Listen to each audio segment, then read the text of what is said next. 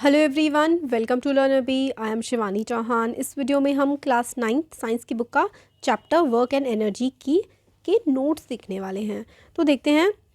सबसे पहले हम लोगों को ये सारे के सारे टॉपिक्स जो हैं, यहाँ पर ये टॉपिक्स गिवन हैं, ये सारे टॉपिक्स हम लोग कवर करेंगे। तो वर्क क्या होता है? वर्क होता है जो हम काम करते हैं। But work is different from working hard. Work करना और वर्क हार्ड करना, मतलब हार्ड वर्क करना, ये दोनों चीज़ें अलग होती हैं। और साइंस में ना वर्क करना और हम जो नॉर्मल लैंग्वेज में वर्क बोलते हैं वो अलग होता है। अब आप कहें कि आप सुबह से लेकर के रात तक बैठ करके ना खूब पढ़ाई कर रहे हैं, खूब मेहनत कर रहे हैं, तो आप कहेंगे कि I am doing quite hard work in my studies, I am working very hard for my exams. But science की भाषा में आप कोई काम नहीं कर रहे हैं, क्योंकि आप सिर्फ एक जगह पर बैठे हुए हैं, आपने कोई मूवमेंट नहीं करी है। तो वर्क जो है, काम मेहनत करने से अलग होता है। Work in terms of physics needs two conditions to be satisfied. तो अगर फिजिक्स के टर्म्स में आप लोगों को बात करनी है कि भाई काम हो रहा है, तो बेसिकली दो कंडीशन को सेटिस्फाई करना पड़ेगा। फिजिक्स में आप लोगों को दो कंडीशंस को करना पड़ता है सेटिस्फाई। फोर्स क्या क्या होते हैं? दो condition. A force should act on object and the object must be displaced.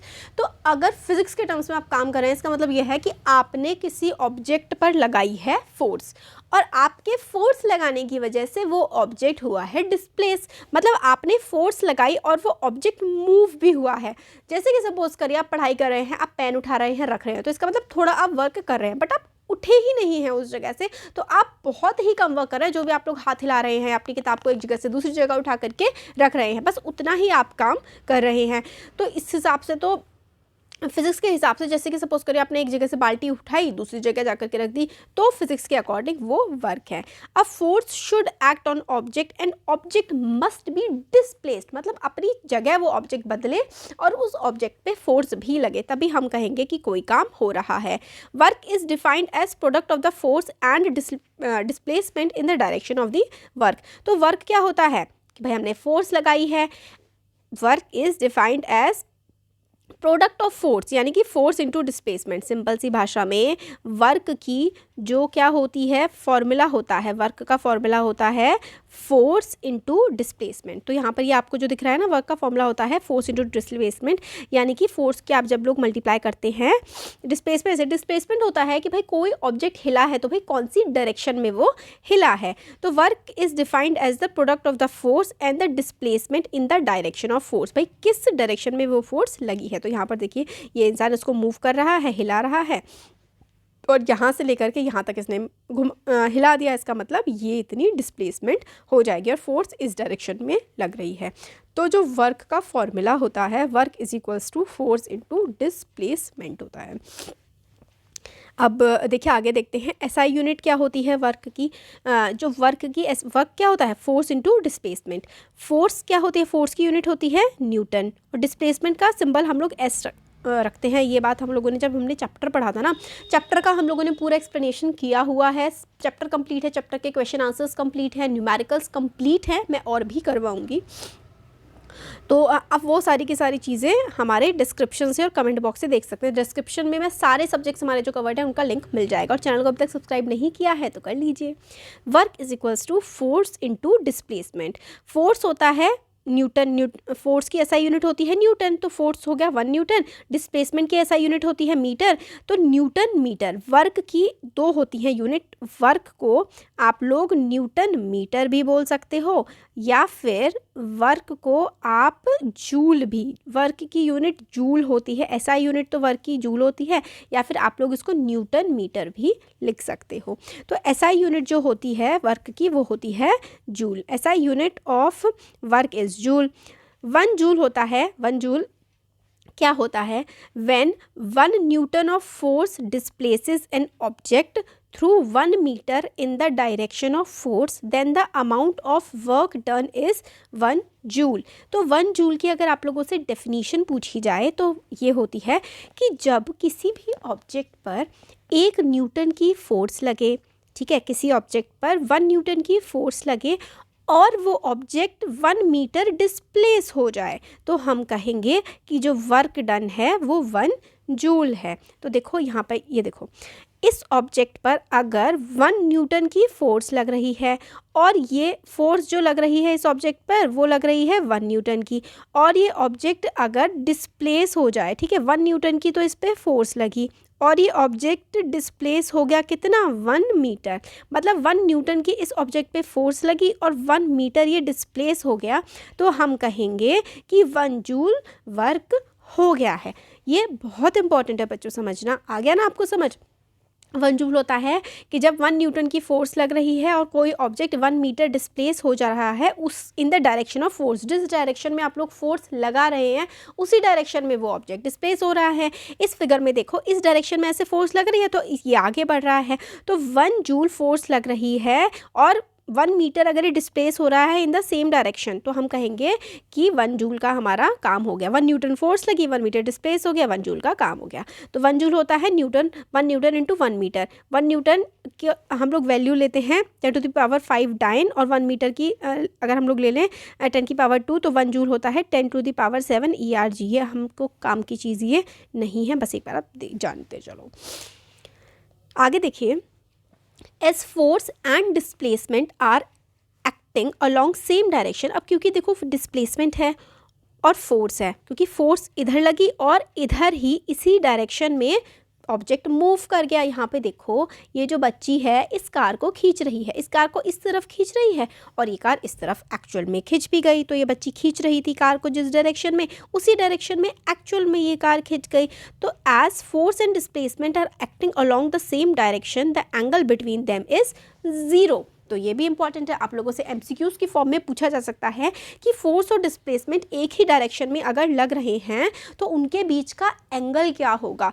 तो फोर्स और डिस्प्लेसमेंट के बीच का जो एंगल होता है, जब वो एक मतलब आपने इस डायरेक्शन में फोर्स लगाई और इसी डायरेक्शन में ऑब्जेक्ट मूव भी कर गया, तो इसका जो एंगल बनेगा, ठीक है, एंगल जो बनेगा ना फोर्स का, वो हमारा बनेगा 0 डिग्री, ठीक है। As force and displacement are acting along same direction, angle between them is 0 degree. Thus, work is equals to force into displacement sin theta। इस तरीके से work is equals to Fs sin theta ऐसे करके आप लोग लिख सकते हैं। sin theta अपॉन में आता है, sorry, work is equals to force into S cos theta हमारे पास यहाँ पर आ जाएगा। अब देखो, if force and displacement are not acting along same direction, then work done is equal to the product of force displacement and the cosine of angle between them. तो देखो ये है, यहाँ पर अगर इससे पहले हम बात कर रहे थे कि आपने इधर फोर्स लगाई और इसी डायरेक्शन में वो बढ़ भी गया, बट अगर क्या हो, अगर फोर्स और displacement are not acting along same direction, आप फोर्स ऊपर की तरफ लगा रहे हो, ऐसे करके फोर्स लगा रहे हो और ये ऑब्जेक्ट ऐसे करके आगे बढ़ रहा है, तो इस केस में आप जिस डायरेक्शन में फोर्स लगा रहे हो डिस्प्लेसमेंट उस डायरेक्शन में तो हो नहीं रही। जब ऐसा केस होता है तो हमारा फॉर्मूला बनता है W = F into S cos theta, ठीक है। और जब आप जिस डायरेक्शन में फोर्स लगा रहे हो उसी डायरेक्शन में मूवमेंट हो रही है, तो work is equals to force into displacement, s होता है डिस्प्लेसमेंट। आपने इस डायरेक्शन में फोर्स लगाई और इसी डायरेक्शन में ही ऑब्जेक्ट आगे बढ़ गया। बट अगर ऐसा केस हो कि आप लोगों ने देखो डिस्प्लेसमेंट, तो आपने फोर्स तो यहाँ लगाई है ऐसे करके, इस ऐसे आप फोर्स लगा रहे हो, बट ये ऑब्जेक्ट ऐसे आगे बढ़ रहा है, तो ऐसे केस में एक एंगल बनता है फोर्स और डिस्प्लेसमेंट के बीच में। तो तब हमारा फॉर्मूला बनता है W = F into S cos theta. इससे रिलेटेड मैं न्यूमेरिकल्स पे जल्दी ही लेकर के आऊँगी। तो W = F into S cos theta, ये हम लोगों का फॉर्मूला बनता है ऐसे केस में जब फोर्स किसी दूसरी डायरेक्शन में लग रही है और डिस्प्लेसमेंट किसी दूसरी डायरेक्शन में हो रहा है। अब आगे देखो, ज़ीरो वर्क। आपसे कहें कि आपने कोई वर्क ही नहीं किया तो आपको गुस्सा तो आएगा ना कि भाई सुबह से काम कर रहा हूँ, सुबह से मेहनत करके पढ़ाई कर रहा हूँ और आप लोग बोल रहे हो कि मैंने काम ही नहीं किया कुछ। तो ज़ीरो वर्क कब होता है? जब आप अपनी पोजीशन से मूव ही नहीं होते हो तो वर्क ज़ीरो हो जाता है। तो as W = Fs cos theta हम लोगों ने देखा था कि भाई अगर हमारी फोर्स ऐसे करके लग रही है और हमारा डिस्प्लेसमेंट ऑब्जेक्ट आगे ऐसे बढ़ रहा है तो एक एंगल बनता है। तो हमारा जो वर्क होता है वो फोर्स और डिस्प्लेसमेंट cos थीटा के फॉर्म में हम लोगों का वर्क उस केस में हो रहा होता है, ठीक है। ये वाली चीज़ इंपॉर्टेंट है। तो जब हमारा वर्क ज़ीरो है, अगर कोई ऐसा केस है कि हमारा वर्क ज़ीरो है यानी कि हम लोग मूव नहीं कर रहे हैं एक पोजीशन से या फिर किसी ऑब्जेक्ट को हमने हिलाया नहीं है, तो फोर्स हमारा क्या हो जाएगा? ज़ीरो हो जाएगा। अगर हमारा वर्क ज़ीरो है, हमारा फोर्स ज़ीरो होगा, तो हमारा एस ज़ीरो होगा, या फिर हम लोगों का थीटा की वैल्यू उस समय 90 डिग्री हो जाती है, तो हमारा फोर्स भी ज़ीरो हो जाएगा ऐसे केस में। तो when no force is applied, example हम लोग कोई ड्राइंग बना रहे हैं, या फिर हम लोग मेडिटेशन कर रहे हैं, बैठ करके हम लोग ध्यान लगा रहे हैं, या हम बैठ करके सिर्फ ध्यान लगा रहे हैं, आँखें हाथ ऐसे करे हुए हैं, देखो ऐसे करके है, और हम लोगों की आंखें बंद हैं, तो कर तो हम मेडिटेशन रहे हैं, बट फिजिक्स के टर्म्स में हम कहेंगे कि भाई कोई काम नहीं कर रहे हैं, बट हमारा ध्यान लग रहा है। तो जब हम कोई ऑब्जेक्ट को मूव नहीं कर रहे थे, आप देखो ड्राइंग बना रहे हो, आप बस अपना हाथ थोड़ा थोड़ा हिला रहे हो, कोई ऑब्जेक्ट मूव ही नहीं कर रहे, तो इसका मतलब ज़ीरो वर्क यहाँ पर हम लोग लेकर के चलते हैं। तो F is equals to force यहाँ पर, क्योंकि जब फोर्स ज़ीरो है तो वर्क का क्या फॉर्मूला होता है, फोर्स इंटू डिस्प्लेसमेंट होता है। जब फोर्स अगर ज़ीरो है तो भाई डिस्प्लेसमेंट कुछ भी हो सब ज़ीरो हो जाएगा, यानी कि वर्क डन क्या हो जाएगा, ज़ीरो हो जाएगा। फिजिक्स के टर्म्स में जब आपका फोर्स ज़ीरो लग रहा है किसी भी ऑब्जेक्ट पर, तो आप कोई काम नहीं कर रहे हैं। तो work done is zero when displacement is zero. अब देखो वर्क डन क्या होता है, वर्क डन होता है फोर्स इंटू डिस्प्लेसमेंट, यानी कि अगर आप लोग कोई चीज़, आप कितनी ही ताकत लगा रहे हैं, आप एक पहाड़ को धक्का दिए जा रहे हैं, बट वो पहाड़ तो हिला ही नहीं, मतलब आपने कोई काम किया ही नहीं। तो अगर आपने कोई ऑब्जेक्ट हिलाया ही नहीं, आप चाहे कितनी भी फोर्स क्यों ना लगा रहे हो, अगर एस ज़ीरो है तो आपका वर्क डन भी क्या हो जाएगा, आपका वर्क डन भी उस केस में ज़ीरो ही तो हो जाएगा ना। तो देखो work done is zero when displacement is zero. Work done zero, S zero. Pushing a huge rock और वॉल, अगर आप पहाड़ को धक्का लगा रहे हैं तो आपने कोई काम नहीं किया, क्योंकि आप पहाड़ आपने हिलाया ही नहीं है, फोर्स आप लगा रहे हैं, कोई मोशन हो ही नहीं रहा है। When you are applying force and there is no motion in the object, in that case we'll say that work done is zero because displacement is zero. So no work is done if the force you exert does not make the object move. कोई काम नहीं हो रहा है अगर आप लोग किसी ऑब्जेक्ट पे फोर्स लगा रहे हैं और वो ऑब्जेक्ट मूव नहीं कर रहा है, that means you are not doing any work.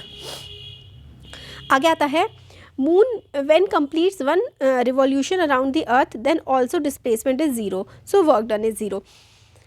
क्या होता है कि हम लोग सपोज करो कि आप लोग गोल गोल घूम रहे हो, आप लोग ने यहाँ से स्टार्ट किया, आप घूमे और आप लोग घूम करके यहाँ पर ही वापस आ गए, यानी कि आप जिस जगह पर से चले थे उसी जगह पर अगर आप लोग घूम करके वापस आ जाते हैं तो ऐसे केस में आप लोगों का डिस्प्लेसमेंट ज़ीरो होता है। और जब भी आप लोगों का डिस्प्लेसमेंट ज़ीरो होगा तो ऐसे केस में आपका वर्क डन यानी कि आपका काम भी क्या होगा, आपका काम भी ज़ीरो होगा। तो मून यानी कि जो चंद्रमा है, चांद है, चंदा मामा हैं हमारे, वो अर्थ के चक्कर लगाते हैं। अर्थ ये हमारी अर्थ हो गई और यहाँ पर ये मून हो गया। अब ये मून जो है ये अर्थ के इस तरीके से लगा रहा है चक्कर, राइट।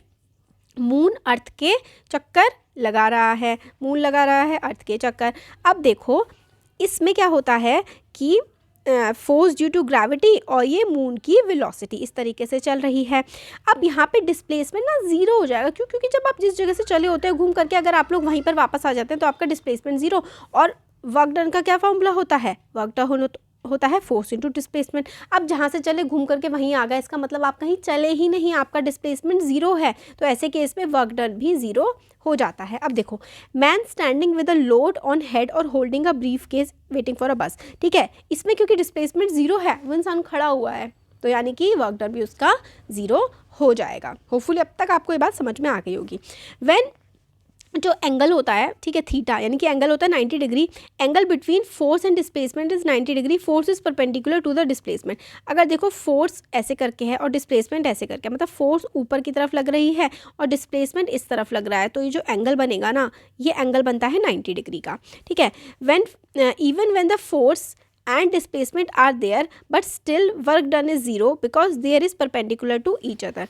तो थीटा 90 डिग्री होता है जब भी इस तरीके से अगर फोर्स ऊपर की तरफ जा रही है और डिस्प्लेसमेंट इस तरफ जा रहा है, दो अलग अलग डायरेक्शन में जा रहे हैं और हमारा जो ऐसे एंगल बन रहा है वो 90 डिग्री का बन रहा है, तब भी हमारा वर्क डन ज़ीरो होता है। जब भी जैसे कि फोर्स ऊपर की तरफ लग रही है और डिस्प्लेसमेंट इस तरफ की लग रहा है, तो जो एंगल बनता है ना, ये बनता है 90 डिग्री का। और जब भी 90 डिग्री का एंगल बनता है फोर्स और डिस्प्लेसमेंट के बीच, जब भी फोर्स और डिस्प्लेसमेंट के बीच 90 डिग्री का एंगल बनता है, तो उस केस में भी हमारा वर्क डन ज़ीरो होता है। तो कितने सारे केसेस हो गए ना कि वर्क डन ज़ीरो है। वर्क डन अगर फोर्स काम नहीं कर रहे, आप किसी चीज़ को हिला नहीं रहे, तो आपका वर्क डन नहीं हो रहा। अगर आप खुद नहीं हिल रहे हैं, फिर कोई ऑब्जेक्ट को एक जगह से दूसरी जगह मूव नहीं करवा पा रहे हैं, तो भी वर्क डन जीरो है। मतलब अगर ऑब्जेक्ट ने अपनी पोजीशन चेंज नहीं करी तो भी वर्क डन जीरो, कोई उस पर ऑब्जेक्ट पे फोर्स नहीं लगी तो भी वर्क डन जीरो, ठीक है। और अगर फोर्स ऊपर की तरफ लग रही है ऐसे और डिस्प्लेसमेंट इस डायरेक्शन में हो रही है, तो इन दोनों के बीच का जो एंगल बन रहा है वो 90 डिग्री बन रहा है, तब भी वर्क डन हमारा ज़ीरो हो गया। तो देखो अब आगे है, a man carrying suitcase and walking और a coolie carrying luggage and walking. देखो फोर्स इधर लग रही है और डिस्प्लेसमेंट ऐसे हो रहा है, फोर्स ऐसे करके लग रही है और डिस्प्लेसमेंट भी ऐसे, फोर्स ऐसे करके लग रही है ऊपर की तरफ, और मैन आ गया ऐसे बढ़ रहा है, तो 90 डिग्री का एंगल बन रहा है। अब देखो मैन ने ब्रूफ केस पकड़ रखा है, तो फोर्स ऊपर की तरफ लग रही है और मैन आगे की तरफ बढ़ रहा है, तो यहाँ पर भी क्या हो रहा है, 90 डिग्री एंगल बन रहा है। मतलब हमारा यहाँ पर इन केसेस में भी वर्क डन क्या हो जा रहा है, ज़ीरो हो जा रहा है, ठीक है। Work done by centripetal force is always zero as force and displacement are always perpendicular to each other। तो जो सेंट्रीपिटल फोर्स होती है, सेंट्रीपिटल फोर्स क्या होती है, हम लोगों ने जो मोशन वाला चैप्टर था उसमें पढ़ा था ना, कि जो जैसे कि हम लोग गोल गोल गोल गोल घूम रहे होते हैं तो उस ऑब्जेक्ट पर सेंट्रीपिटल फोर्स लग रही होती है। तो सेंट्रीपिटल फोर्स हमेशा जीरो होती है क्योंकि फोर्स और डिस्प्लेसमेंट हमेशा परपेंडिकुलर होते हैं। जब कोई भी चीज़ ऐसे करके गोल गोल घूम रही है तो वर्क डन हमेशा क्या होगा, ज़ीरो होगा। क्यों, क्योंकि सेंट्रीपिटल फोर्स इस डायरेक्शन में लग रही है ऐसे करके, ठीक है, और वेलोसिटी यानी कि डिस्प्लेसमेंट की डायरेक्शन इधर है, तो इनका जो एंगल बन रहा है बीच में वो 90 डिग्री बन रहा है। तो वर्क डन सेंट्रीपिटल फोर्स में हमेशा जो वर्क डन होता है वो ज़ीरो ही होता है। ये ना आप लोग को थोड़ा समझना भी है और कहीं मतलब थोड़ा याद भी रखना है कि सेंट्रीपिटल फोर्स जब लगती है तब वर्क डन ज़ीरो होता है, और जब डिस्प्लेसमेंट ज़ीरो होती है या फिर जब 90 डिग्री का एंगल बन रहा होता है तब जो है वर्क डन ज़ीरो होता है। ऐसे ऐसे काफ़ी सारे केसेस हैं। अब during motion of a simple pendulum tension in the thread is always perpendicular to the displacement of bob. Work done by oscillating pendulum is always zero. तो ऑसिलेटिंग पेंडुलम जो होता है उसमें भी क्योंकि 90 डिग्री का एंगल बन रहा होता है, इसलिए यहाँ पर भी वर्क डन हमारा ज़ीरो हो जाता है। तो हमने ये देख लिया इसमें कि भाई कौन कौन से केसेस में हमारा वर्क डन जो है वो ज़ीरो होता है। अब ये जो पॉजिटिव वर्क डन है, ये पॉजिटिव वर्क डन हम लोग नेक्स्ट वीडियो में देखेंगे। अब देखो बच्चों, नेक्स्ट वीडियो में हम लोग पॉजिटिव वर्क डन देखने वाले हैं, नेगेटिव वर्क डन देखने वाले हैं, तो और फॉर्म्स ऑफ एनर्जी देखने वाले हैं, और फिर उसके बाद आप लोगों को मर्ज करके एक ही वीडियो मिल जाएगी। तो ये नोट्स का पार्ट 1 है। इसके बाद नेक्स्ट वीडियो में हम आगे के नोट्स बहुत भी देखने वाले हैं। होपफुली वीडियो आपको अच्छा लगा है तो सब्सक्राइब करिए चैनल को और शेयर करिए और वीडियो को लाइक करिए। Thank you.